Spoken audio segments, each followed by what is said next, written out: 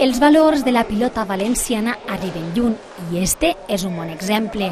Alumnes del Centre de Rehabilitació i d'Inserció Social de Creu Roja juguen a aquest esport tradicional autòcton de la comunitat valenciana una vegada a la setmana, així, al Trinquet de Castelló, una activitat que tracta d'integrar la pilota a tota la societat. Nosaltres, una de les tasques que tenim també, a més d'incorporar a la dona, també és atendre tot tipus de...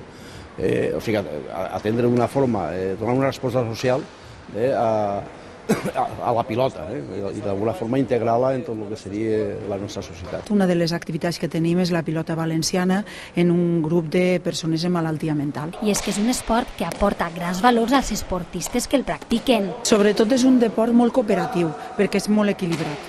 Aleshores, tenen que ser... la gent està en el mateix nivell. I s'intenta que, si t'has equivocat, ho digues, evitem la competitivitat, exagerar.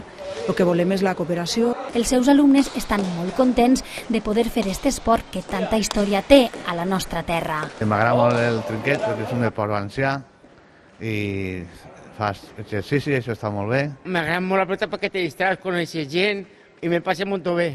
M'agrada molt la pilota des que vaig començar el club, estic jugant al raspall.